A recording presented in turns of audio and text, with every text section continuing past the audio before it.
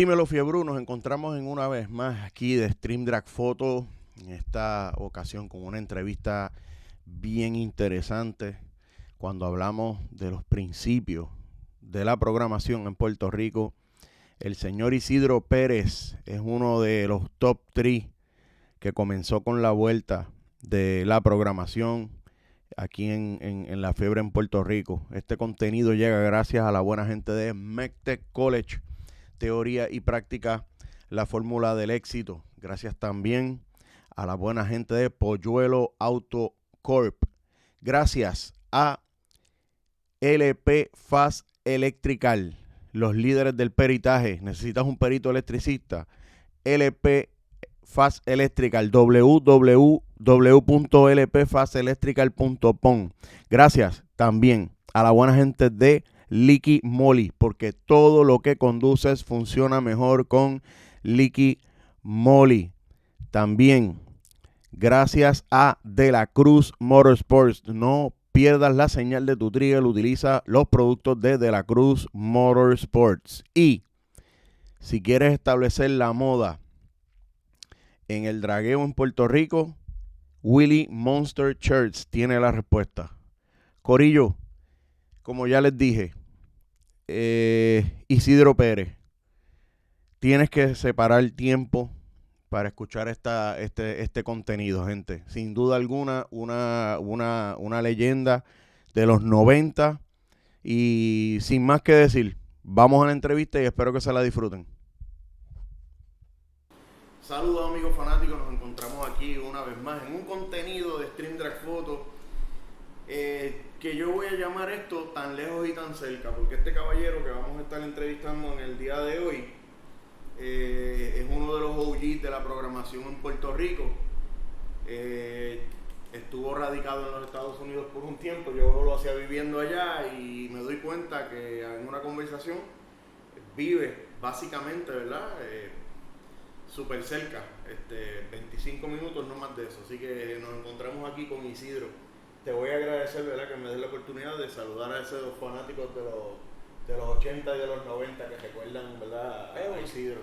Un saludito por aquí, ¿verdad?, de parte de Isidro Pérez, de aquella época, de los 80 y altos y los 90 también. Algunas personas tal vez dirían que estaba desaparecido, pero estaba, como dicen, missing in action, pero vamos a tener unos recuerdos aquí muy interesantes, muchas cositas que fueron historias que no se conocen y que vamos a compartir con ustedes para que se nutran de este viejito por aquí que todavía queda materia para seguir haciendo cositas nuevas. Bueno, brother, te quiero agradecer la oportunidad. Yo sé que ha sido como que un poquito... Esta entrevista es que una cosa lleva a la otra, ¿verdad? Es producto de nuestra entrevista con Toño Torres, ¿verdad? Con Sakura. Y el que va a la pista desde los 90 tiene que reconocer que en algún momento, ya sea ¿verdad?, por fanatismo al deporte o por default, tiene que haber escuchado la programación de Isidro. Tenemos que reconocer que ¿verdad?, tu aportación musical, ¿verdad?, a lo que es la cultura en Puerto Rico es una que no hay manera de cuestionarla. Yo creo que Isidro es más músico que otra cosa. Eso es así. Pero estuviste en una época en la que hiciste muchas, ¿verdad?, contribuciones, y precisamente de eso es de que me gustaría hablar. Si tú me fueras a describir de dónde es Isidro y cómo Isidro nace y se desarrolla, ¿qué tú me pudieras decir? Yo soy natural del pueblo de Toalta, del barrio Quebrada Arenas, donde vengo de una familia de músicos de música típica y lo demás. Con mi padre que se llama Isidro como yo, o yo me llamo como él, pues siempre estuvo tocando guitarra, tuvo grupos. O sea, vienes de una familia de músicos. De músicos. De hecho, los que me conocen saben que yo vengo tocando conga hace muchos años. Y dentro de esa participación, pues yo tenía a un ídolo, o es mi ídolo, aunque ya falleció. Y ese ídolo se llama Eladio Pérez, que fue conguero de Eddie Palmieri por muchos años. Y yo lo seguía tanto, miraba tanto su manera de tocar, que mucha gente dice que nos parecemos tocando. Pues yo he seguido la trayectoria de él. Ya él falleció y verdad que Dios lo tenga en su reino, pero de ahí empecé yo como tal en ese pueblito de Toalta. Luego me mudo a Bayamón. ¿Qué edad tenía? Cuando me mudé para Bayamón tenía 16 años. Okay. Me mudé para Miraflores. Miraflores, oigan ese nombre porque ahí fue que yo vengo a conocer a Toño Sakura en unos años más adelante. Pero yo seguí estudiando en la escuela de Toalta. Fui a la universidad. Trabajé en una farmacéutica en... Perdóname. Vamos, antes de ir llegando, ya cuando me estás hablando high school, ¿verdad? Que empiezas a hablarme de estudios universitarios.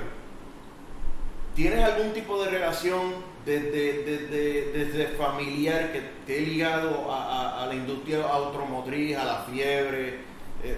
¿Por dónde viene ese lado que define a Isidro como ese gusto de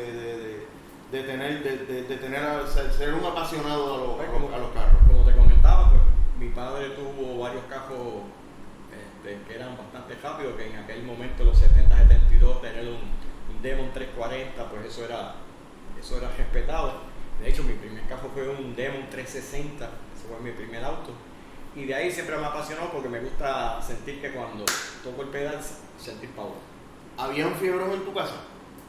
Yo creo que el mayor, mi padre, en aquellos tiempos, pero ya papi tiene 92 años y está en otra etapa. ¿En qué momento ya, cuando haces la transición de high school a lo que es la vida universitaria, tú puedes identificar que en esa época era de fiebre o simple y sencillamente te limitaste a los estudios y posteriormente retomaste el fiebre otra vez? No, yo me dediqué a los estudios, después fui al ejército, estuve trabajando en una farmacéutica allí mismo en Toalta, American Pharmacy. No fue tanto hasta que yo me mudo para Bayamón, para cuando yo compré mi Starion. Yo tuve un Starion 1983 y después tuve un 1987. Ese de 1987, de ahí fue que salieron todas las loqueras mías de la fiebre.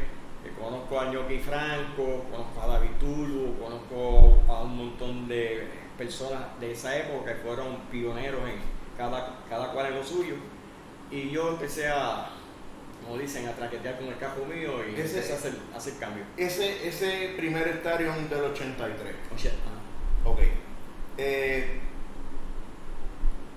Empezó a crear en ti curiosidad, la necesidad de chillar goma, fue la base donde todo empezó, o no fue hasta el 87, que entonces utilizando el conocimiento que habías adquirido, ¿verdad? Porque tengo entendido que te haces ingeniero eléctrico, ¿cierto? No, un grado asociado de ingeniería electrónica. Tienes un grado de ingeniería electrónica. Exacto. Entonces, empieza ese 87 es el que define. Sí. ¿Lo compraste nuevo o lo compraste en la calle? Nuevo. Y ahí empecé, como dicen, a hacer cosas, porque el carro era rápido, tenía un body bien bonito. Pero cuando llega las Altec al mercado, y conozco a Ñoqui Franco, ahí empezaron, pues, como dicen, empezó a dar cosquilla en la vena. Y dije, bueno, a ver qué se puede hacer. Le compré la primera computadora a él, una Altec. Le compré después más adelante una turbina al hijo de Diego Feble. Y por ahí empecé. Estamos hablando de 88, 89. No, estábamos hablando casi 89, 90 más o menos. 89, 90. 89, 90. O sea que mientras estabas pagando el carro, ya le estabas dando fuerte en la calle Sí. y pensando en qué era lo que ibas a hacerle. Lo posterior, ¿qué más íbamos a hacer? Ok, ¿en qué momento y qué provoca esa reunión con, ¿verdad? Con David Turbo?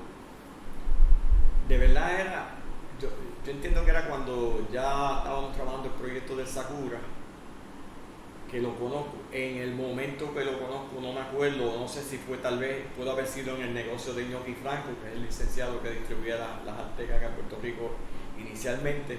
que de hecho él tenía un RX7 impecable, que lo tenía con la computadora, que yo caminaba, cosa de loco. Yo creo que fue más bien que yo lo conocí a él en la oficina de Ñoqui Franco. Isidro, hay un detalle y hay un dato que es innegable. Cuando nosotros hablamos de las personas más influyentes o de las personas que iniciaron esto de la programación, tu nombre está ahí. La historia permitió que el nombre de Isidro estuviera plasmado allí, ¿sabes? Es parte de lo que viene siendo esa primera edición de programadores. Pioneros, vamos a decir aquí en Puerto Rico. ¿Quién en base, ¿verdad? En base al conocimiento que tú tienes, sabemos que Franco es el eslabón que trae de manera ya comercial, por decirlo así, porque se dice que sí ya habían adquirido otras computadoras, pero de manera comercial, Franco es la persona clave en todo ¿verdad? En todo este movimiento. Sí, entiendo que sí, aunque la buscábamos en su oficina porque él no tenía un local como tal, era en la oficina de él. Digo de manera comercial, en cuestión a distribución, o sea, la distribución él estaba encargado de eso. Sí, eso era así. Cuando tú entras ya con esta inquietud de comprar esta computadora, ¿quiénes sonaban o quiénes ya básicamente de primera mano tú puedes decir, sabes que cuando yo llegué allí ya existía un David Turbo trabajando con las computadoras? Sí, David, el mismo Ñoqui programaba también. Luego yo conozco a Iván en La Fiebre, en Santa Rosa, en el Dunkin' Donuts que era que se cogía, después era en La Goya, después eran los filtros, o sea, todas estas etapas las pasamos. O sea que pudiéramos estar hablando que el mismo Franco inicia de manera comercial la distribución, sí. Impacta entonces a David, entras tú y después entonces conoces a Iván Ravi, sí. Y de ahí entonces sale Oso, Siguel, de ese grupo, ¿verdad? De Oso, Siguel, Lascano y... La trayectoria de Oso, Siguel y Lascano como tal en la programación, yo no la conozco personalmente. Sí, la historia establece que Siguel y Iván crecieron juntos, okay. Oso con Lascano, ¿sabes? Esa camada fue un paquete, ¿sabes? Okay. Fue un paquete, ¿ves? Que ellos crecieron todos por paralelo. Pero entonces tú puedes identificar a David Turbo ya programando, a Franco programando y tú programando en esa época. Mis primeros pasos, tengo que admitirlo, se lo debo a David Turbo y a Ñoqui Franco. Lo otro es fiebre, horas y horas, buscando, conociendo, buscando información, los efectos que tiene de lo que tú haces ahí en la computadora. Lo que significan esos milisegundos que tú le das para esos inyectores, qué significa en términos de qué caballaje puedes hacer. O sea, hay muchas cosas que después con los estudios pues uno los va adquiriendo y te va nutriendo pues de información correcta, porque ya vas más seguro a hacer el movimiento que vayas a hacer, ya lo haces con más seguridad. Cuéntame del estadio. ¿Cómo tomas la decisión de desarmar un vehículo de fábrica que todavía estás emitiendo unos pagos mensuales y que entra esta curiosidad de decir, hermano, yo quiero hacer mi carro de esta manera, voy a darme la oportunidad de hacerlo con Haltech? ¿Cómo lo haces? ¿Cómo llega a esa...? No me acuerdo exactamente cómo fue que lo hice, pero resumiéndolo, cuando yo compro las Haltech veo que el estadio lo que traía eran 2 inyectores en el throttle body arriba, un throttle pequeño, y eso no me daba para lo que yo quería hacer. Entonces pues yo dije, yo aquí me hace falta un quadrillet, pero quadrillet en términos de inyectores. Conseguí una araña de Montero, y esa araña de Montero le mandé a hacer un pleno. Después en ese pleno arriba se montó un quadrillet con 4 inyectores, con full injection, 4 inyectores de 96 libras hora. Ahí entonces sí pude conectar las Haltech y ahí pude entonces empezar a jugar con la programación, y con ese carro de calle caminaba 35 libras de luz cuando nadie se atrevía a coger las 15 o 20 libras de luz, ya yo le estaba, y con pistolas de fábrica. Y ahí pues entonces fui viendo de que... Pero un 2.6 con 35 libras es una máquina. Sí, o sea, sí. En la calle... Sí. Yo llegué a coger con cajos que eran bien livianititos y yo me les iba. Pero otro detalle pues que en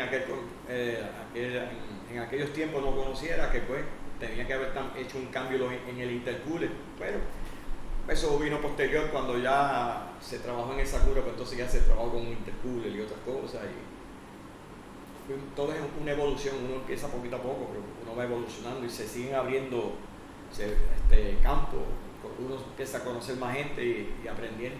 Estos inicios de la programación se dan por hobby, se da por diversión. ¿Cómo comenzaste a tomar esto? Porque entiendo que lo que corrías era en la calle, ¿verdad? Que sí, era hobby, a mí diversión y ayudar a la gente. Yo me acuerdo que así fue que yo conocí a Ari Cronopio, que fue a casa a que le chequearon un turbodor que tenía gris, que le había puesto que tenía la computadora porque tenía problemas, y él fue a casa. Yo se la ajusté, nos fuimos a la calle, se la ajusté brevemente, y cuando él me lleva a casa me dice, ¿qué te debo? Yo, no me debes nada, yo no veo. De ahí entonces nosotros hicimos una gran amistad. De hecho, tengo entendido que tú y Harry, ¿verdad? Son contemporáneos. Son del mismo... sí, somos contemporáneos. Son del mismo y barrio. Después cuando él hizo el proyecto del Cronopio, pues yo fui que estuve con él mano a mano todo el tiempo, desde el principio hasta el fin. Ok. Quiere decir entonces que tus primeros pasos de lo que es calle a ese cambio profesional, a esa primera instancia, a ese primer paso de lo que es el deporte del dragueo y practicarlo de manera segura en un lugar específico para eso, entiéndase la pista, sí. ¿Viene de manos del Cronopio o ya tú tenías previa una experiencia con tu Starion llevándolo a la pista? No, el Starion yo nunca lo llevé a la pista como tal. Yo no estoy seguro, pero tal vez el Sakura en la primera caja, yo creo que fue lo primero llevamos a la pista. Como tal, para entonces llegar al core, necesito entonces que me hagas el cuento de cómo llega Toño a esta ecuación. Bueno, como te comenté inicialmente, yo me mudé para Miraflores en el 1973, pero yo vine a conocer la Torres como en el 88, para la época que yo tenía el estadio.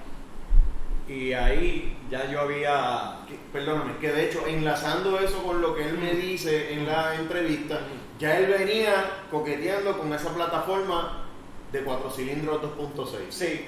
Entonces, quiere decir que coincidieron en eso. Coincidimos y prácticamente, como se dice en el campo, ese proyecto de Sakura lo parimos nosotros. ¿Por qué? Pues él tenía el carro, él usaba un sistema de full injection con unos trottles de Toyota, y eso le metía libras y los botaba, los escupía. Cuando yo hice el cambio que le hice el pleno con el cuadrillet y los 4 inyectores en el motor, que en unas elecciones, como te comentaba, que hubo una fiebre allí en la urbanización en Miraflores, en la avenida, él me invita para allá para cogerla. Ahí estaba Carlos Vigó, había muchos cajos de pista prácticamente, y dice, no puedo ir para allá, esa gente son con cajos de pista, yo no puedo ir para allá. No, vamos a entretenernos. Pues fuimos, compartimos un rato, y yo sé que le gustó lo que pasó cuando yo salí con el estadio, al lado del estadio de Carlos Vigó, que Dios lo tenga en su gloria, que el carro mío salió adelante muy bien, y cuando yo regreso, dice, yo quiero montar eso. Y ahí entonces hicimos un cambio, le cambiamos el throttle body al Sakura y montamos un quadrillet con 4 inyectores de 72 libras hora. Yo tenía en el estadio 4 inyectores de 96 libras hora. Lo que se hizo fue un cambio a números de cuáles son los milisegundos que le debo poner allá para que trabaje más o menos como lo que yo tengo acá. Y ahí realmente empezó la historia. Ahí fue entonces, me acuerdo que el Sakura en la caja vieja fue que vino a tocar los 10 segundos, porque me acuerdo que estaba haciendo en ese día gasolina, estaba haciendo 17 o 18, algo así. Yo sé que dice, vamos a intentarle, vamos a meterle un azote de nitro. Tan pronto se lo dieron, ahí cayó a los 9 segundos. Por ahí seguimos en ese proceso y ahí nosotros seguimos compartiendo. Que de hecho puedo dar fe, ¿verdad? Que tampoco era un supercarro en la época. No. Estaba bien distante de tener lo que era un carro, ¿verdad? No, y dándose la situación de que nadie creía en los motores Mitsubishi. Decían que eso no coge, eso no es para esto. los toyoteros y los demás, y yo no sé si Toño te hizo la anécdota de alguien de su equipo que en la foto se ponía una bolsa de papel para que no lo vieran en la foto. Ya tú sabes quién es, pero no lo voy a mencionar. Un saludo a Félix Peña. Saludos. Entonces, que esos motores no producían, pero lo que no se dieron cuenta, o lo que no se conocía era que esas bielas que tenía ese Starion eran comparables a unas bielas de un 454 Chevy, en términos del tamaño y de la fuerza. Ahora yo puedo entender con ese dato el por qué Toño me dice que él llegó a correr hasta 8.8 con biela de fábrica, y es un dato que a mí se me hace un poco complicado aceptar, porque una biela bien por lo regular, ¿verdad? No te alcanza 600 caballos. Pues eso significa entonces que esa biela sí tenía... El cigüeñal era forjado de fábrica. El motor por dentro tenía duchas de aceite por debajo de los cilindros para enfriar esa área. O sea, y las bielas eran... La puedes poner una al lado de la otra de un 454 y la del Starion. Sí, que eran gruesas, eran sólidas. Eran bastante fuertes. Quiere decir entonces que haber logrado que el Sakura en su primera edición, entiéndase el Colt, de 10 hubiera corrido 9, para ti eso en ese momento era el logro. En aquel entonces era como verse sacado el otro. Porque nadie, o sea, eso era romper un paradigma. Algo que la gente decía que no se podía y se pudo. Ok, demostraste que se podía y lograste hacer que una plataforma poco común luzca como es una posibilidad. Obviamente, ¿verdad? No es un secreto a voces que el motor 3T era lo que predominaba en los 4 cilindros en aquella época. Ok, quiero llevar esto parejo. ¿Cuán complicado era tener una plataforma de manera exitosa en una serie 4 cilindros? Y de momento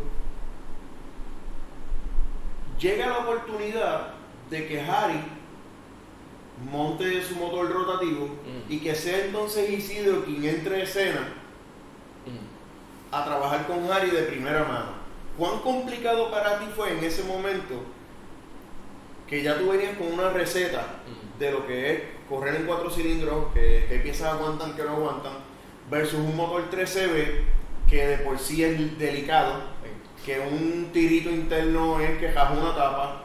¿Cómo tú lidias con esa comparativa y cómo tú te ajustas para poder ayudar a Harry en esos principios? Lo que vimos desde un principio es que el consumo de combustible de un Mazda es mucho más que el consumo de combustible de un 4 cilindros, aún el de Sakura. Te digo esto porque el rotativo, aunque es 4 ciclos para los efectos prácticos mecánicos, es 2 ciclos para efectos prácticos eléctricos, y eso implica que explota 2 veces.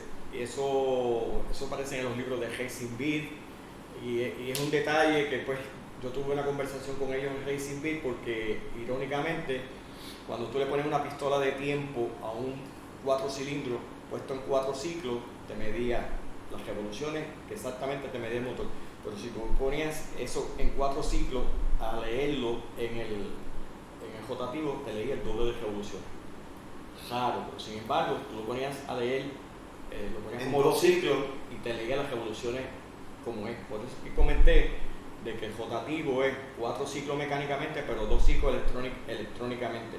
¿Por qué? Inclusive arriba, que antes no había las inyecciones electrónicas, eran las escobillas. Arriba la escobilla, en vez de tener una sola pata de escobilla, tenía 2 patas de escobilla. Entonces significaba que explotaba 2 veces. O sea, esa cosa me llevó a ver que el consumo era increíble. O sea, que para un carro para coger un Mazda, por eso que son gastones, es que consume prácticamente el doble de lo que consume un 4 cilindros. Y el problema que nos encontramos, que más adelante se resolvieron con las bombas mecánicas, es que las bombas, aunque habían buenas, esas bombas Weldon y los demás que había en el momento, que daba con volumen, pero estaba limitado para cuando uno quería coger las libras de verdad, porque entonces no te alcanzaba el volumen. No te alcanzaba. El consumo siempre era más que el volumen que por eso que hubo tantas copias y demás para esa época de tantos cajos, pero era que no se explicaba uno y dice, pero sí, los milisegundos y lo demás está bien, pero la bomba. Cosas que uno va aprendiendo. Sí, factor presión por volumen. Sí. Pero en términos generales, tener un buen reloj de mezcla, cuando uno está haciendo el vernado y ver dónde está la mezcla, después que tú mantengas la mezcla en sitio, el cajón no debe... Tiene buenas posibilidades. Sí, después que tú consigas esa mezcla ahí y que no se te caliente mucho el escape, no debe de tener futuro. Sakura decide cambiar de plataforma, entiéndase de chasis. Salimos entonces de lo que es la primera edición, que es el Colt, que estaba bien lejos de lo que realmente es un cajo de coger, ¿verdad? Porque es el principio del desarrollo de lo que es un chasis. Y entonces Quique Chasis le fabrica esta nueva edición con todos los muñequitos en aquel entonces, ¿verdad? Con goma grande, ¿verdad? Un proyecto ambicioso. ¿Qué significaba esa nueva edición para la programación de Isidro? ¿Lo viste como una oportunidad o simple y sencillamente un carro más? No, lo único que yo vi es que te permitía aprovechar mejor el power que el motor generaba para que cogiera derecho y cogiera estable, porque las capacidades ya las tenía el motor. Lo que necesitaba era un chasis de que pudiera ser estable para poder avanzar más y que pesara menos también, porque el Sakura era con tubo de caldera versus crossmolly, cuando pones uno sobre el otro. El Colt, aquello es una plancha cogiendo de frente contra el viento. El Sakura era una aerodinámica mucho mejor. O sea, muchos factores, porque después todo fue empezar a meterle libra, subir de libra de uso. Ahí fue que las cosas empezaron a cambiar. Cuando nadie se atrevía a coger muchas libras, nosotros cogíamos muchas libras de uso, tanto en Mazda como en pistola. No me sorprende, porque realmente si tú vienes de la calle y me estabas diciendo que ya ven de 28 a 30 libras en tu proyecto de calle, pues no esperaba menos de ti en un carro de pista, ¿verdad?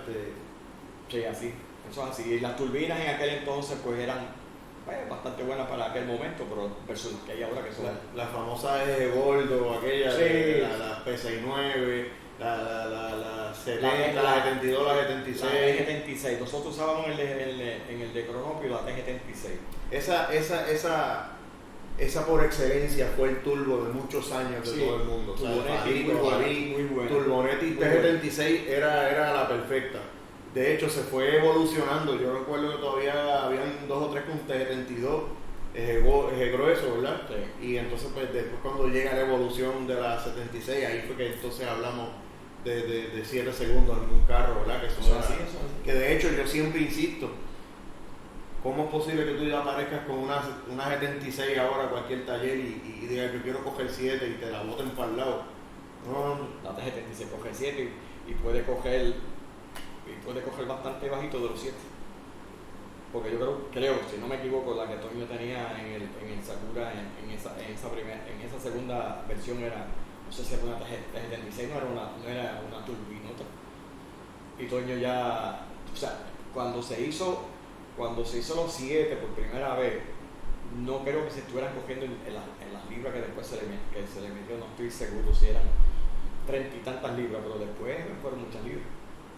Pero la T76 tiene mucha capacidad. Hablando claro, tú como un programador, ¿cuántas libras más tú le metías a ese motor en esa época de los 90? ¿A cuál? Al de Sakura. No estoy seguro, yo entiendo que eran sobre 35, 40 libras. O sea, porque eso tampoco es tantísimo. Porque como Toño habla en la entrevista, los maps estaban limitados porque eran de 3 bajas hasta 45 libras, una cosa así. Pero una cosa que nosotros como programador pues no las inventábamos era, está bien, él te marca a 45 libras, le podíamos meter más libras, lo único que en ese último valor de esa última baja nosotros pues, se subía, cosa de que pudiera aguantar más libras aunque le diera solamente 45, o sea, no sé si iba a la curva lineal. Sí, con esa inyección y entonces, alimentara lo que... Entonces después en esa última escala, en esa última baja se le metía más para que uno pudiera meterle más libras. Después entonces se cambiaron a más inyectores, meterle más inyectores porque tiene un límite. Mientras estamos ahora contemporáneos navegando entre lo que es Cronovio, que llega un poquito después de lo que es Sakura, ¿verdad? Entiendo que no son contemporáneos del todo. Hay un tipo que sí tú lo conoces muy bien, trabajaste mucho tiempo con él y se llama Freddy el Manco. Sí. Tienes anécdotas con Freddy, ¿verdad? De su primer Starlet, ¿verdad? Que tengo entendido que también tú entraste a ayudarlo. ¿Cómo fue esa experiencia con Freddy? Yo se la programé, yo me acuerdo. Era un Starlet completamente de calle, cogía papada, o sea, pues, con su tubería completa. Él iba en su Starlet a la pista de Salinas, sencillamente allí cogía y llegó a ser 18, pero nunca estuvo, o sea, y él guiándola estándar, faltándole una mano. Nosotros, como yo te comentaba ahorita, pues nosotros allí en Toalta una vez nos fuimos para la Virgencita, él guiándola, y yo en el asiento de al lado con la laptop ajustando y demás, me decían, no, eran 28, 30 libras, o sea, no me acuerdo. Soltando el y él guía, metiendo cambio y yo al lado de él. Cosa de muchachos, porque es cosa de muchachos, porque en estos días es un disparate, pero así más o menos fue que se vino hace tiempo. Bueno, eso de llevarlo un dyno, nada que ver, igual que el cronopio pocas veces se llevó dyno, prácticamente nunca. Nosotros lo que hacíamos era en la parte de atrás del negocio, después que estaba este programa estaba en sitio, pues mojábamos allí en la brea de atrás y allí hacíamos un bernado hasta 10.000 o 11.000 revoluciones y veíamos la mezcla. Ok, vamos para la pista. Así era, no había esa época. Esa era la manera del poneo, porque la manera que hacían el burnout, básicamente eran las que hacían el camino. Y si no se rompía allí. Si la mezcla estaba como Dios manda, pues no íbamos. Así son las cosas, pero Freddy lo quise mucho, porque fue un gran amigo y de verdad que él iba a todo, él no le temía nada. Ahí, según, ¿verdad? Obviamente un poquito más al frente ya después, comienzas a trabajar con un Volkswagen. Esta plataforma era bien distinta porque ese Volkswagen era motor Subaru. Sí. ¿Hay alguna razón en específico por la cual tú como programador, ¿verdad? No pudiste desarrollar al máximo esa oportunidad? Porque que yo recuerde de Volquista, era el único que había con motor, ¿verdad? Flat 4 con Subaru, ¿no? Yo no recuerdo ningún otro. No, definitivamente eso era fue un gran proyectazo, una oportunidad. Porque tuvimos muchos problemas inicialmente porque el crank sensor que vino del motor era un motor japonés y el crank sensor que trajo era de allá, y entonces cuando lo estamos trabajando con la computadora, eso era un problema hasta que se descubrió que la computadora no estaba para ese crank sensor, entonces no era compatible, entonces ahí empezamos a hacerlo como Dios manda. Se consiguió un crank sensor de acá de las versiones que vienen a Puerto Rico, se resolvió. Ese carro prometía mucho, pues lamentablemente cuando se dio ese primer pase en Carolina, pues había aceite en la pista. No, en Carolina no fue, creo que fue en Salinas. Había aceite en la pista y cuando pasó el octavo, decapota. Y el dueño del vehículo no quiso seguir. Desistió del proyecto cuando ese proyecto prometía mucho, porque yo tuve conversaciones con Javi Bochetti, mi hermano, y él lo que me comentó es que cuando pasó ese octavo, él fue como 147 millas, o sea, una cosa increíble para prácticamente su primer pase. Ese proyecto, el chasis lo hizo Javier, la combinación de la transmisión, yo le hice los techos de la transmisión en el rancho Transmission en California, y ese proyecto de verdad que está buenísimo, pero cosas que pasan. Yo te voy a enviar la foto de ese proyecto. Obviamente también trabajaste, ¿verdad? Con una de las ediciones, ya cuando Peco sale de correr, ¿verdad? En los 8 segundos con Weber, de la mecánica Ñarro, pues ya cuando cambia Fuel Injection, ahí tú entras, ¿verdad? Y trabajas también con Peco, ¿verdad? Sí, yo creo que llegamos a ser como 8.4 o algo así en el punto 8 de Peco. Entonces, tengo, ¿verdad? Tengo aquí un detalle que es bien importante, y te hablo de fanáticos. Todo esto que hemos estado hablando, ¿verdad? Es la base de lo que es Isidro en el deporte, Pero cada vez que yo escuchaba Isidro, yo lo relacionaba con el proyecto RDS. De Jafa. En ese caso, aunque sí llegaste y sí se te reconoce, ¿verdad? Que estuviste siendo parte, ¿verdad? De lo que es el equipo de Cronopio, de lo que era Sakura, de estos programadores que sonaban mucho, ¿verdad? Pues incluso llegaste a trabajar con el F3 de Nivo. Sí, en un momento dado. Cuando se cambió, se le añadieron dos inyectores más al puro inyecto que tenía con alcohol, y yo le pasé el programa que yo tenía en el Cronopio, y ahí eso lo convirtió de que de 9 segundos que él estaba haciendo cayó a hacer 8. Eso fue salir. ¿Qué sucede? Por lo menos yo de fanático, quizá yo falto, ¿verdad? Pero cuando a mí me mencionan el RDS es el link de Isidro. En esa versión 4 cilindros, ¿verdad? En aquel tiempo era, ¿verdad? Con la tapa de 3T, con 4Y. En esa etapa de 4 cilindros, por alguna extraña razón, yo no te recuerdo tanto de Sakura, no te recuerdo tanto de Nivo. Posiblemente sí en el de Cronopio, porque sonaba mucho con Cronopio, pero siento que yo te identifiqué más con el RDS. Yo, si mal no me equivoco, perdona que te interrumpa, yo creo que en el RDS llegamos a tocar los 7, 8, algo así, en el 4 cilindros. Sí. Y yo tuve mucha tal vez tuve más exposición pues, con el cajo y lo demás. Pero recuerdo también que el rótulo tenía Hidrotex, Revolú, y entonces también influye mucho la evolución del locutor, donde ya empiezan a mencionar mecánico, programador, ajuste, que eso ya empieza básicamente fuerte, ¿verdad? De los 2000 en adelante, y básicamente esa fue tu temporada trabajando con el RDS. ¿Cómo se da ese proyecto de Rafa y cómo entras tú? De verdad que ni me acuerdo cómo fue que yo empecé con el proyecto con ellos, pero yo sé que estuve trabajando la programación y durante estuvo el proyecto de 4 cilindros y no hubo un senior, ¿no? Siempre tuvimos una buena relación.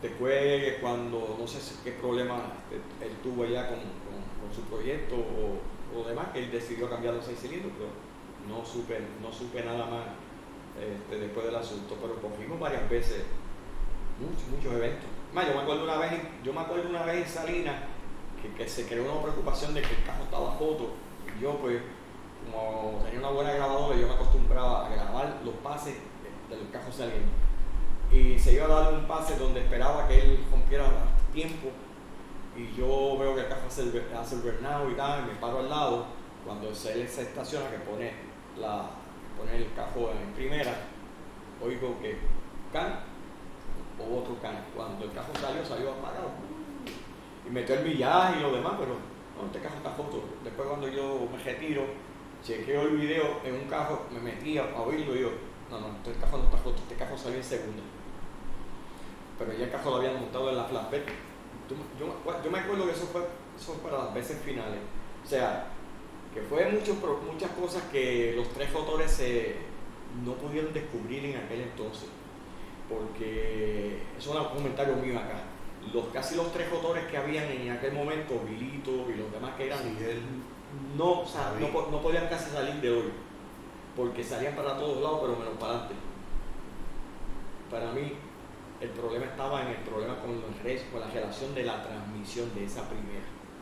Porque si el carro, por ejemplo, el GDS con muchísimo menos caballos pudo salir en segunda y salir, eso te dejaba ver que había que empezar a recoger reces para poder meterle power y salir del hoyo con todo el poder, porque eso de que si salgo a 10 libras o a 15 libras, porque si le meto más libras sale descontrolado, lo único que te indica es que los hechos de la transmisión no están como debe estar para ese power.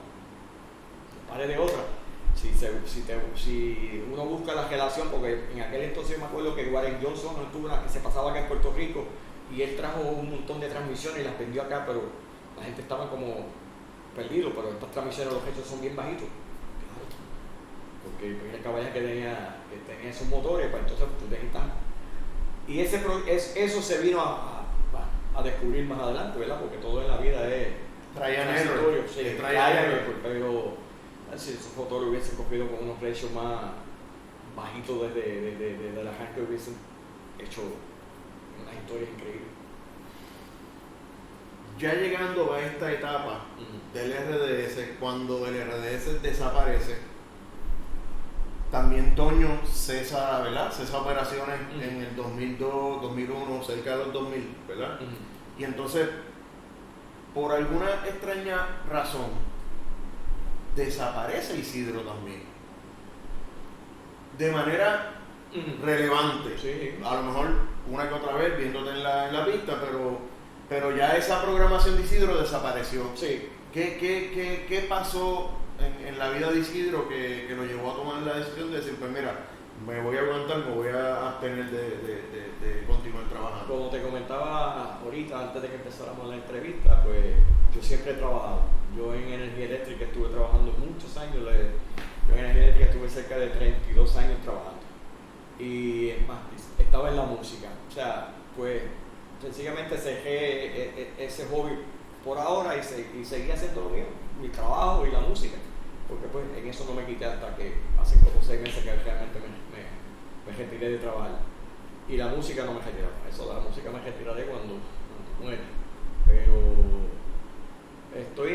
por lo menos ahora estoy retomando el asunto, porque realmente las computadoras que hay hoy en día, específicamente la FuelTech, esa computadora vino para quedarse y es sobresaliente a todo lo demás que hay en el mercado. Ya que me mencionas FuelTech y que acabas de decir que tu intención, ¿verdad? Está, ¿a qué se debe el comeback? Que básicamente tienes el tiempo. Sí, tengo el tiempo. Dale, que tienes el tiempo para entonces dedicarte, te ves programando a futuro, te ves bregando, te ves trabajando. Sí, esos son los planes, específicamente con mi primo, con Javier Rochete. Yo digo mi primo porque él está casado con una prima mía, que está en West Palm Beach. Y nosotros lo compartimos todo. O sea, no tenemos secretos de nada, no. Nosotros cuando hay un problema, le metemos cabeza y por lo general lo resolvemos. Y yo no vislumbro estar más tiempo allá que acá, más adelante. Porque quiero hacer cosas. ¿De qué proyecto me estás hablando en específico? No, ninguno en específico en este momento, pero sé. Pero hay planes de hacer algo, de fabricar un carro, hay planes ya tienes algo visto, tienes tu... Bueno, todavía no. ¿Es algo propio? ¿Te gustaría trabajar con un equipo de trabajo? Eso está en pañales, eso sería algo de él, él y yo. Eso ha sido, lo hemos venido hablando hace años. Pero ahora yo creo que el momento está cerca. Por eso voy ahora para la actividad de Orlando, que hay la cajera ahora en octubre, voy para allá con él. Y voy a ver unas cuantas cosas que están pasando. De hecho, un primo de él que es Yamil, tiene una guagua con 2JZ que en la promoción del evento sale la guagua. Y nosotros, como te comenté también, nosotros fuimos, Javi, Toño Sakura y yo, nosotros fuimos a la FuelTech y nosotros tomamos el curso con ellos de 3 días allá en Georgia, con el dueño de FuelTech, con los maestros, Eduardo Aldarondo, paraguayo, que mil bendiciones porque son seres increíbles que están en la mejor disposición de ayudarte todo el tiempo. Tú puedes llamar y te contestan. Sí, técnica sí, muy bueno. Y esa compañía, de verdad que se las trae.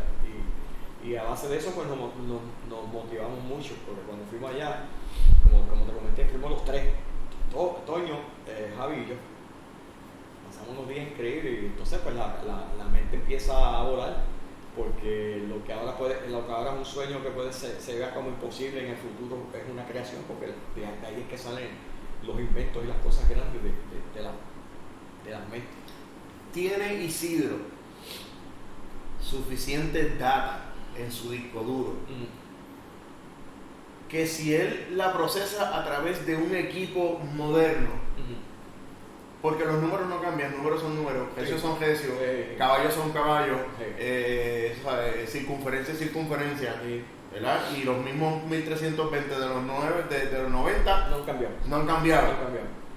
¿Tú entiendes entonces que es un buen momento para ti ponerle en perspectiva todo ese conocimiento, sacarlo y con todos los sensores que hay disponibles ahora, ¿tú entiendes que sería una buena aventura ahora para ti como programador? Entiendo que sí, pues hay otras cosas que yo siempre las he tenido en la mente que estoy viendo, pues que como que hay poca gente haciéndolo de esa manera y yo quiero hacer unas pruebas.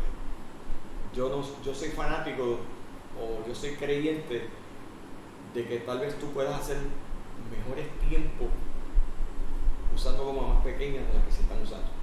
En vez de estar usando 34, 35 pulgadas de goma en un motor 4 cilindros, 32 sería lo máximo de goma. Y tú dices, pero hay mucho power.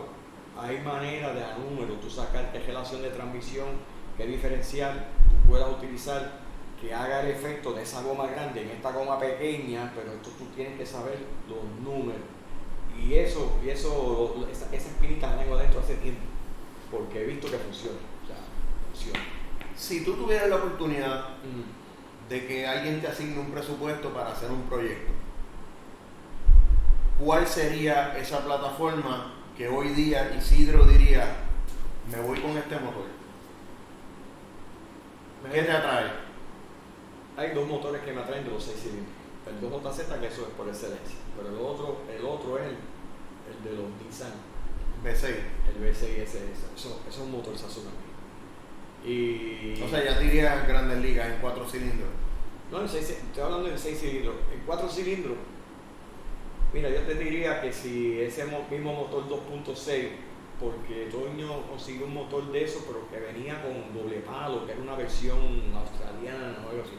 Si ese motor se pudiera conseguir y que se pudiera servir, eso sería un palo. ¿Por qué? Porque es un motor que gira muchas revoluciones, pero que tiene, como las bielas son grandes y ya está probado que en el Sakura produjo lo que produjo, eso sería un buen motor. Lo que pasa que yo entiendo que el cambio de Toño a irse al motor 4 cilindros 2 litros es porque no había manera de conseguir un 2.6 que fuera Vile. Porque todo esto, esos motores cogen, pero habría que invertir en el development, como siempre Toño lo hizo. Sí. En este momento no es para eso. Es para eso. Y entonces conseguirse un sponsor que esté dispuesto a invertir para eso tampoco es. No, y el problema es que es algo que no es de producción, que ahora mismo no hay nadie que te diga, voy a mirar 20 años para atrás para entonces demostrar que yo puedo hacer esto. No es el negocio. Y menos cuando tienes un cuadro de motores modernos. Porque ese 4 cilindros que va a usar Toño es un gran motor, pero yo creo que tiene sus limitaciones, pero el displacement de capacidad de generar caballos, o sea, para poder estar en la liga de los que estás cogiendo los 5 segundos. Pero todo tiene, ¿verdad? Hay sus categorías, pero de verdad que mi visión es en los 6 cilindros. Ya sea el 2JZ o el motor de los Nissan. Pues ese que yo tengo, me encanta cómo funcionan esos motores. Y veo que hay tantas cosas para hacerle. Lo que hacen falta son los que, pero son motores muy poderosos. Yo no sé si son, yo le diría que, no sé si me equivoco, pero yo creo que pueden estar a la par del mismo 2JZ. Pregunta que te hago. Si de manera oficial hoy tú anuncias que vas a estar entrando al mundo de la programación, ¿serías selectivo o estarías dispuesto a que alguien llegue y te diga, Isidro, tengo esto, vamos a trabajar? ¿Estarías disponible estarías con la disponibilidad de empezar a trabajar? ¿O vas a ser prudente en eso y vas a hacerlo de manera, ¿verdad? En crecimiento paso a paso? Cualquier proyecto, por lo menos mi manera de verlo, cualquier proyecto que sea para que yo lo vaya a trabajar, yo quiero trabajarlo con otra persona al lado mío, y ese es Javier Bochetti. Porque hacemos un equipo demasiado de bien acoplado. Y que en cuanto a la opinión o en cuanto a lo mecánico. Conocimiento, porque él conoce tanto de unas cosas que yo no conozco. Nos complementamos. Sí, bueno, pero hoy día si tú tienes básicamente también el conocimiento y te juntas con cualquier mecánico excelente también, pudieras tener el mismo resultado. Conocimiento es conocimiento. Sí, pero la confianza es otra cosa. La confianza es que tú te sientas libre al 100% de hablar cualquier cosa con la persona, que sabes que es fiel, o sea, porque en el ambiente también sabes que a veces pasan cosas, porque pasan. Y yo prefiero trabajar, aunque de verdad no tengo la necesidad, pero si trabajo con alguien que yo esté a ojo seguro, tranquilo de que pues, puedo confiar. Eres partidario de la lealtad. Sí. ¿Sabes? Que esa chapa de los 90, de que la lealtad lo era todo, nunca te abandonó. No, porque yo creo, esto es para entretenerse, esto no es para hacerse rico, millonario, o yo hacer programas para después bloquearle el programa para que el otro no, para que más adelante no pueda yo. Porque he visto muchos casos. Es crecer. Crecer, pero estar con un grupo, como lo dijiste, selectivo. Personas que, mira, que tengamos más o menos la misma visión, la misma cabeza, la misma manera de... O sea que también en eso vas a ser selectivo con el tipo de vehículo que vas a trabajar. Eso es así. Qué bien. Mira, cerramos el ciclo de Isidro, de lo que viene siendo, ¿verdad? Una historia extensa, corta. Continúa tocando. En estos días tuve la oportunidad de escuchar unas piezas de un proyecto violento. Me encantó, me gustó. ¿Te retiraste de tu trabajo, pero continúas en la música o vas a estar esporádicamente entrando y saliendo? No, en la música yo estaré mientras aparezcan oportunidades. Pero yo más bien, aquí no se toca mucho aquí, pero ese proyecto, prácticamente 2 años y medio trabajando. Porque Mario Ortiz, en este caso Junior, pues ha seguido la trayectoria de su padre, y luego que el padre fallece en 1999, pues se han hecho varios discos en unos tributos a su padre, pero este último nos fuimos por otro lado, que es hacer temas de películas, de series de televisión, combinando eso con... Tuve la oportunidad de encontrarme con la Pantera Rosada, y la gente se lo que de eso el Frozen, Batman. Ese arreglo de 007 está en la madre. Para mí es el que... Vuelvo te repito, y eso yo sé que eso va a dar mucho que hablar. Eso es una gran satisfacción. Y ese es otro que es como hermano mío, porque su papá, yo lo tenía en la gloria, se fue mi experiencia musical más brava que yo he tenido en la música fue con la orquesta de Mario Ortiz en los 80.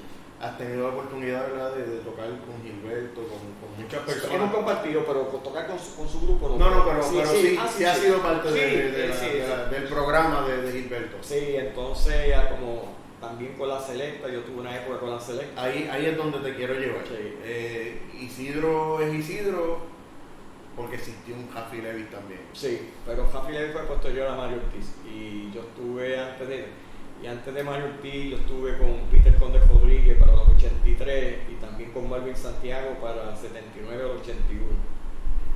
Con la orquesta de César Concesión tuve unas temporadas tocando en el Hotel del Caribe Hilton cuando se daban los dance los fines de semana, que estaba mi primo tocando bongo y yo en la conga. Yo en la música, pues, sí, muchos años también. Hay un tema que yo reconozco y estoy bien claro, del cual tú legalmente no puedes participar. Legalmente no puedes hacer expresiones, ¿verdad? Pero yo lo voy a mencionar como fanático. Si a ti, al estar directamente relacionado con el tema, a ti te afectaría decir X o Y. Pero te voy a hacer una pregunta antes de llegar, ¿verdad?, al tema que yo quiero tocar como puertorriqueño. Como ser humano, ¿cómo fue Jaffy Levy? Fue un buen director musical y líder de grupo. Sí. ¿Lo consideras un excelente jefe? ¿Lo consideras un tipo...? Sí, puntual, cumplidor, todo por la letra. ¿Tuviste una muy bonita experiencia en un rap? Sí, con él y la familia. Sí. Yo iba a la casa de él. Para mí como puertorriqueño, y es mi opinión, estoy dejando mi opinión, que consume la salsa también, hay dos cosas que a mí me apasionan, ¿verdad? Y que me gustan mucho, y una de ellas es el hip hop ¿verdad? Esa vertiente del rap, y me gusta, me inclino por la salsa también. Ahora, que hoy como puertorriqueños nosotros no podamos disfrutar o continuar disfrutando de Sammy Marrero, de los éxitos que Sammy Marrero, que sí son, ¿verdad? Son composiciones de Rafi, pero que esa identidad se la dio Sammy, ¿verdad? Es bien frustrante que hoy día como puertorriqueños no podamos disfrutar de eso, ¿verdad? Por los asuntos legales que existen, y que se nos prive a nosotros esa cultura de lo que significó Rafi Levy y La Selecta como grupo, ¿verdad? Ante un pueblo, ante un país, cómo nos representaron por longevidad, ¿verdad? Por tanto tiempo. Muchos años, ¿verdad? Y que hoy día su orquesta no pueda persistir en ese legado, mantenerlo vivo, para mí es bien frustrante. Y siento que después de esa decisión legal que se tomó, de la prohibición, ¿verdad? Siento entonces que Jafi entonces le pertenecía a un grupo de personas y no le perteneció a Puerto Rico. Yo me siento así, porque lo que hoy día, ¿verdad? Hemos tenido muchos ejemplos de cantantes que abandonan una orquesta, ¿verdad? Y siguen cantando esos éxitos. Y el director dice, hermano, ese éxito es suyo, usted fue a la cara por muchos años, y ya hay esa madurez de poder entender que la vida continúa, y es tan injusto, y lo siento tanto, que nosotros como puertorriqueños finalmente tengamos que entender que Jafi le pertenecía a unas personas y no nos perteneció a nuestra cultura, no nos perteneció a nosotros. Sí, la música está ahí, pero ya no la podemos disfrutar en vivo. Tenemos un Sammy que ya en su edad, su anhelo es seguir esa cultura, tratar de sobrevivir haciendo lo que toda la vida hizo al lado de Jafi. Y en mi carácter personal, pues quería dejar salir esa frustración, y yo sé que no te voy a pedir que aportes a esto, porque yo sé que hay un proceso en el cual tú no debes mezclarte, pero yo no soy músico. Yo soy un consumidor de música, ¿verdad? Yo no estoy en el pleito, yo soy un fanático. Y quiero expresar mi frustración como puertorriqueño de que hoy día nosotros no podamos tener ese legado de lo que es La Selecta y tener a Sammy cantándonos todavía de tú a tú allí con el pueblo. De verdad que es triste descubrir que al final del camino Sammy nunca nos perteneció. O sea, lo veo de esa manera, ¿verdad? No nos perteneció al pueblo, no perteneció, o sea, el que confina literalmente ese legado finalmente le pertenecía y nunca fue de Puerto Rico. Esa es mi opinión. Así que como fanático, ¿verdad? Dejo esta descarga y me saco esto del pecho, porque creo que se debe pensar mejor las cosas, ¿verdad? Y creo que había muchas maneras de hacerlo. No desconozco las interioridades, las desconozco por completo, no estoy señalando a nadie, pero sí señalo la frustración como puertorriqueño de no poder disfrutar y degustar de esa música. Y con eso, no puedo comentar absolutamente nada. Y con eso, dejando ese tema allí, ¿cuáles son tus planes, volviendo al deporte? ¿Cuáles son tus planes inmediatos? ¿Tienes planes de cogerlo con calma? ¿Tienes planes de darle continuidad? ¿Ya cogiste las clases de FuelTech? Sí. ¿Te vas por la línea de FuelTech, entiendes? ¿O tienes planes de utilizar esa línea? Voy a ir afuera. El mes de octubre va a ser más determinante que vaya a ser más adelante, posterior a eso, porque pues ahora tengo todo el tiempo libre del mundo para buscar qué hacer, y la fiebre y la programación siempre fue mi pasión. Estuve quitado un tiempo, pero los conocimientos todavía están por ahí, lo que hay que refrescar. Por eso fue que fuimos a FuelTech a ponernos al día, porque el cambio de lo que era las Aztecas, lo que es la FuelTech, es como ir de aquí a la luz. O sea, es algo increíble. Y ese personal allá en FuelTech sabe con lo que estamos haciendo. O sea, están metidos en todas las categorías fuertes en Estados Unidos y están luciendo bien. Y ellos tienen un staff de ingenieros y de técnicos, y allí mismo tú puedes llevar el auto tuyo y allí mismo te lo ajustan en menos de lo que el gallo canta 3 veces. O sea, esa computadora vino para quedarse. Y la historia de Anderson es increíble también, cómo él evolucionó a llegar a tener lo que tiene. Ahora mismo los inyectores también ellos lo hacen con una calidad y una... O sea, hay tema para largo, y no dudo que más tarde yo vaya ya a refrescar, a hacer otras cosas con ellos. O inclusive si estamos en un proyecto allí, vamos a decir en Orlando, y sabes que vamos llevando allí la FIRTEC con ellos. Isidro, una pregunta, ¿cuán importante fue para ti como programador y para Toño, que estuvo presente, que allá en FIRTEC reconocieran a ustedes como el producto Sakura, ¿verdad? Como, ¿verdad?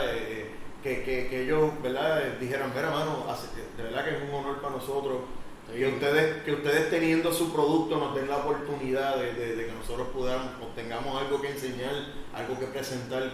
En ese lado, ¿cómo fue la experiencia? Tremenda, porque Anderson Dick, que es el dueño, se sacó una foto con nosotros para tenerla en los récords del proceso de su vida y de lo demás, porque siempre admiraba las cosas que se hacían acá en Puerto Rico, y las atenciones con nosotros fueron increíbles. O sea, increíble, de verdad que... O sea, que te reconoce a ti como programador, sí, reconoce a Toño sí, como dueño de la Sakura, o sea, que él está... Tiene la foto. Él está claro. ¿Tiene fotos de eso? ¿Tiene fotos de FIRTEC de nosotros allá? No. Te las voy a enviar. Porque yo tengo fotos que nos sacamos nosotros con el dueño, con Anderson. Y igual que los programadores, después cuando él terminó la clase, te digo, bien adelante. Ve, y aquí hay mucha gente que está programando, que no han ido allá, pero aquí hay muy buenos programadores, increíble, porque me llevan trabajando con ese formato hace tiempo. Yo soy egresado de la primera clase de FIRTEC USA, y yo soy egresado de ahí. Pues mira, entonces ¿qué pasa? Tú estar allí con ellos, de donde sale todo, se paga whatever, $1,000 el curso de 3 días, pero es una buena inversión. Te entretienes, estás allá, tenés contacto directo, estás viendo cosas, pero lo importante es que te abres puertas porque más adelante en los proyectos que tú vayas teniendo en el futuro, tú tienes comunicación directa con ellos y te atienden rápido. Perfecto. Isidro, agradezco tanto este espacio que has sacado de tu tiempo, ¿verdad? Que es un poco limitado, para dedicarnos ¿verdad? A nuestros fanáticos, que puedan tener esta información de primera mano y que podamos anunciar de manera propia, ¿verdad? Que tienes planes de regresar al ruedo de programación, y que ahora que tienes el tiempo, qué bueno que puedes coger y darle rienda suelta a ese fiebre que por muchos años la computadora, la calculadora y la mente a soñar, porque de donde salen los grandes triunfos no es de aquello lo otro, es de lo que tú evolucionas aquí, que eso en el futuro es otra cosa. O sea, las cosas que se están cogiendo ahora, lo mirabas 20 años atrás y decía que era imposible. Es más, de hecho, ahora la fiebre en Estados Unidos, tú haces un evento de Pro Input versus de los cajos de Estados Unidos, el evento de Pro Input lleno de gente. ¿Por qué? Porque están haciendo cosas que los grandes motores P8, que tienen tanto caballada, y con estos otros motores le están cogiendo ahí al lado prácticamente, y digo, wow, nadie se imaginaba eso. Sí, definitivamente. Así que, gente, queda debidamente documentado Isidro, de la década de los 90, uno de los pioneros en la programación de computadoras en nuestro deporte, y les agradezco a todas esas personas que sacaron el tiempo para consumir, ¿verdad? Este nuevo contenido, ¿verdad? Este ratito que aquí en casa, en Yauco, estamos en casa en Yauco. Por eso dije tan lejos y tan cerca, porque ¿qué me iba a pensar yo, ¿verdad? Yo te hacía radicado en la Florida, jamás pensé que cuando me dijiste, pues yo estoy en Yauco, pero si estoy a 15 minutos de ti, o sea, ¿cómo es posible? ¿No me entiendes? Todo tenía que ser tan lejos y tan cerca, así que queda debidamente documentado. Isidro, y brother, no me queda otra que no sea desearte éxito, ¿verdad? Gracias por la visita, y ¿verdad? Perdone si algo se quedó en el camino, ¿verdad? Porque siempre se olvidan cosas, porque esto es en vivo, como dicen. Aquí lo importante es que los temas más importantes, ¿verdad? Los pudimos tocar, y qué bueno que podamos decir que Isidro está de vuelta del juego. Gracias ¿verdad? Por la invitación, y participar, así yo sé que puedo llegar a mucha gente que tal vez no sabían de mí. 787-390-8388, por los que me quieran llamar, cualquier cosita, pues podemos dialogar de muchas cosas. Así que ahora Isidro tiene el tiempo disponible para poderte atender. Así que, Corillo, si tienes ese proyecto y te encantaría que Isidro fuera parte de ese equipo, hay unas condiciones y unas cositas para cumplir. Y si llenan los requisitos, tenemos trabajo que hacer. Eso. Corillo, los veo. Un placer. Bendecidos todos. Bueno, mi gente, ya lo escucharon. Cerca de la década de los 2000, este caballero se estuvo retirando del deporte para atender su trabajo principal. Cuando hablamos de proyectos grandes y se menciona Isidro, sin duda alguna, tenemos que hablar, ¿verdad?, de Sakura Cronopio y del RDS. Vehículos que ya son leyenda, ¿verdad?, en el deporte, ya hicieron su espacio, hicieron su historia de la mano de este caballero. Es bien probable que no tengas idea o no lo conozcas. Si no eres de la década de los 90, pues obviamente no lo vas a recordar.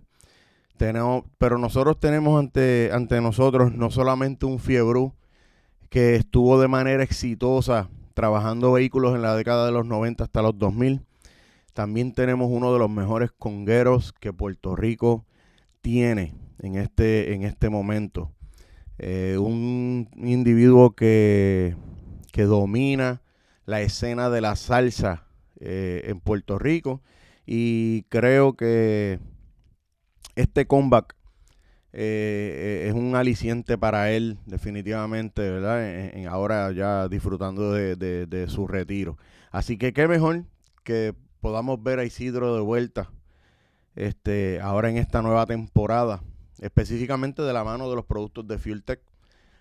Vamos a ver cómo va la cosa. Pues esperamos en Dios que se le abran puertas y que podamos ver a este OG disfrutando de las carreras. No me quiero despedir sin antes darle las gracias a MECTEC College, Teoría y Práctica, la fórmula del éxito. Gracias a Boyuelo Auto Corp.